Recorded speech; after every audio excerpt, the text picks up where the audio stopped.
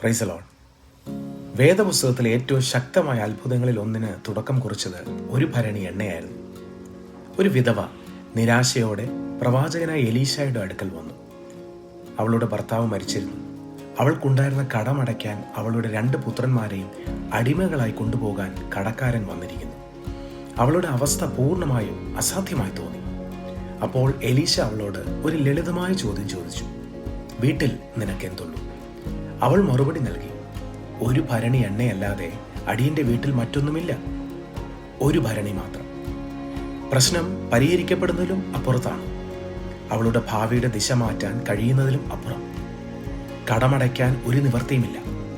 ഏറ്റവും മൂല്യമുള്ളൊരു വസ്തുവായിരുന്നു ആ ഭരണിക്കുള്ളിലെങ്കിലും അതിലും ഒരുപാട് വലുതായിരുന്നു അവളുടെ പ്രശ്നം. പക്ഷേ മനുഷ്യർ അവഗണിക്കുന്ന ചെറിയ കാര്യങ്ങളിലൂടെയാണ് ദൈവം പലപ്പോഴും അത്ഭുതങ്ങൾ ആരംഭിക്കുന്നത്. എലീശ അവളോട് അയൽക്കാരിൽ നിന്നും കഴിയുന്നത്ര ഒഴിഞ്ഞ പാത്രങ്ങൾ കടം വാങ്ങാൻ പറഞ്ഞു. കുറച്ചല്ല, കഴിയുന്നത്ര.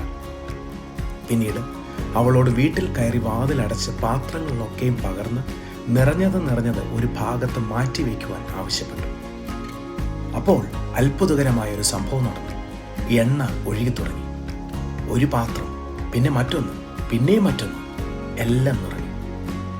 ഒഴിഞ്ഞ പാത്രങ്ങൾ ഇല്ലാതാകുന്നത് വരെ എണ്ണ നിന്നില്ല. പിന്നത്തേതിൽ ആ അത്ഭുതം നിന്നത് ദൈവത്തിന് ശക്തി തീർന്നതുകൊണ്ടല്ല, മറിച്ച് നിറയ്ക്കാൻ പാത്രങ്ങൾ ഇല്ലാതായതുകൊണ്ടാണ്. ചിലപ്പോൾ പരിമിതി ദൈവത്തിന്റെ കുഴപ്പമല്ല, നാം ദൈവത്തിന് മുമ്പിൽ കൊണ്ടുവരുന്ന പാത്രങ്ങളുടെ വലിപ്പവും എണ്ണവുമാണ് അതിന് കാരണം. ആ വിധവയ്ക്ക് തൻ്റെ കൈവശമുണ്ടായിരുന്നത് ചെറുതായി തോന്നി. പക്ഷേ ദൈവത്തിന്റെ കയ്യിൽ ആ ചെറുത് ഏൽപ്പിച്ചപ്പോൾ ചെറിയതായി തോന്നിയത് അവളുടെ കുടുംബത്തിന്റെ രക്ഷയ്ക്കും അത്ഭുതപരമായ പരിപാലനത്തിന്റെ ഉറവയും ആയി മാറി.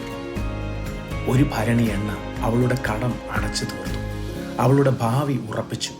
സകലതും മാറ്റിമറിച്ചു. അവൾ തള്ളിക്കളയാൻ മാറ്റിവെച്ചിരുന്ന ഒരു ചെറിയ കാര്യത്തിലായിരുന്നു അത്ഭുതത്തിന്റെ തുടക്കം. ഒരു ഭരണി എണ്ണ. കാരണം നാം ദൈവകരങ്ങളിൽ കൊടുക്കുവാൻ തയ്യാറുള്ളതിനെ വർദ്ധിപ്പിക്കുവാൻ ദൈവത്തിന് സാധിക്കും. ദൈവത്തിന് മാത്രമേ സാധിക്കൂ. നിനക്കല്പമായി തോന്നുന്നതിനെ ദൈവം ഉപയോഗിക്കുവാൻ ആഗ്രഹിക്കും. ദൈവം അനുഗ്രഹിക്കട്ടെ.